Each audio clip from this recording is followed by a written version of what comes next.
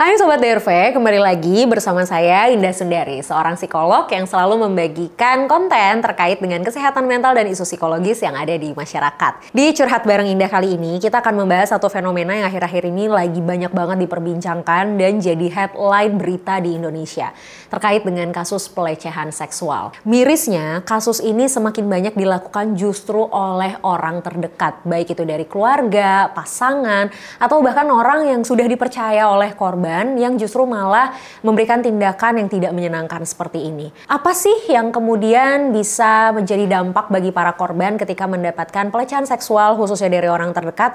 Mari sama-sama kita bahas.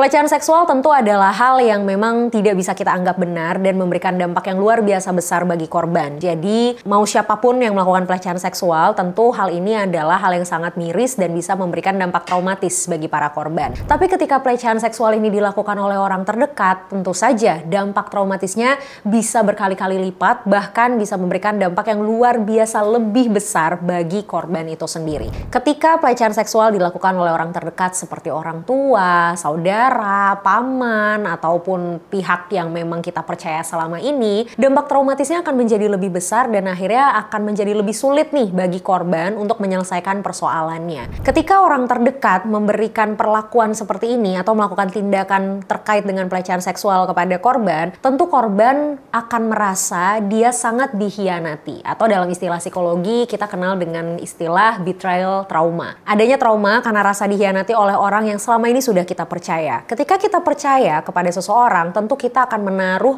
berbagai macam aspek secara psikologis kita terhadap orang ini. Kita akan menaruh rasa aman, rasa nyaman, bahkan kita akan menaruh kebahagiaan kita pada orang tersebut. Hal itulah yang membuat relasi bisa tercipta nih ketika kita menaruh 3 hal tersebut pada orang yang memang notabene kita percaya. Tapi ketika dia mengkhianati kepercayaan kita, tentu saja rasa aman, rasa nyaman, dan kebahagiaan tadi menjadi tidak ada artinya, menjadi hilang begitu saja. Khusus bagi korban yang mendapatkan pelecehan seksual dari orang terdekat, dia akan kehilangan rasa aman dan nyaman di dalam diri dia.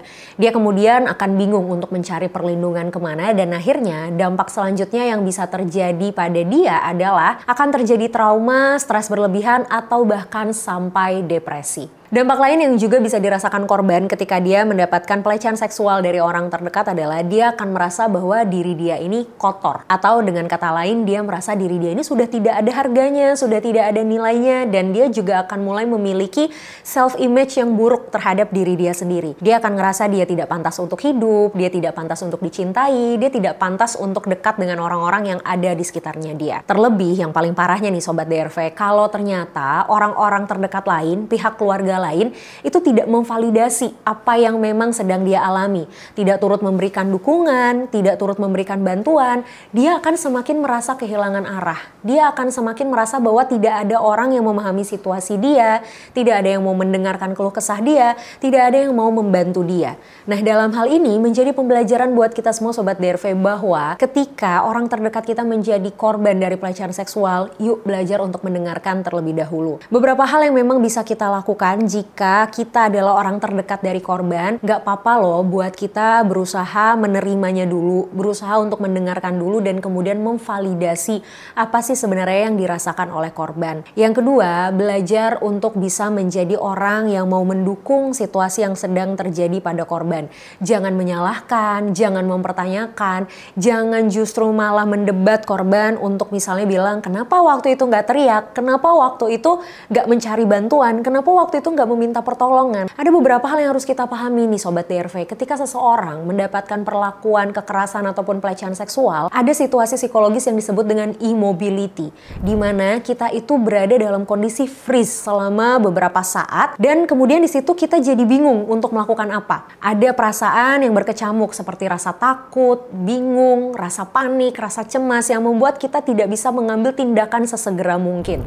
Nah, ketika korban pelecehan seksual berada dalam situasi ini, terus kita sebagai orang terdekat malah menyalahkan dan mempertanyakan kenapa dia nggak teriak, dia justru akan semakin merasa tidak percaya diri, dia justru akan semakin merasa bahwa apa yang terjadi itu adalah kesalahan dia. Padahal jelas ini bukan kesalahan korban. Dan hal berikutnya yang bisa kita lakukan sebagai orang terdekat adalah yuk ajak korban untuk menemui profesional, dampingi korban untuk melakukan konsultasi dengan lembaga perlindungan setempat ataupun dengan ahli seperti psikolog dan juga psikiater. Dan untuk kamu para korban, hal pertama yang memang harus kamu ingat adalah it's really okay to seeking for help. Gak apa-apa untuk kamu speak up tentang apa yang terjadi sama kamu. Karena kalau bukan kamu yang speak up, terus siapa lagi? Gak apa-apa untuk mencari bantuan, gak apa-apa untuk meminta pertolongan. Kalau kamu belum siap untuk bercerita kepada orang terdekat, kamu bisa menuliskan terlebih dahulu apa yang kamu rasakan, apa yang kamu pikirkan, agar bisa membantu kamu untuk mengurangi beban-beban yang memang ada di diri kamu. Yang kemudian, kalau kamu ternyata memang sudah siap untuk bercerita, carilah orang terdekat yang kamu percaya untuk kamu bagi ceritanya, untuk kamu bagikan keluh kesah kamu selama ini. Dan kalau kepercayaan diri kamu pelan-pelan sudah kembali muncul, kamu sudah mulai berani dan kamu sudah mulai yakin kembali,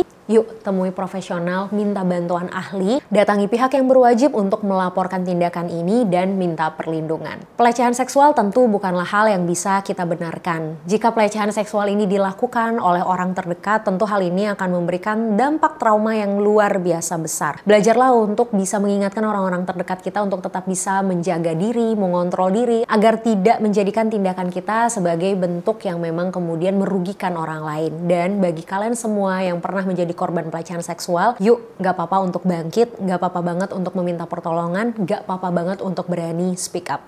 Ingat, kalau bukan kalian yang melindungi diri kalian, terus siapa lagi?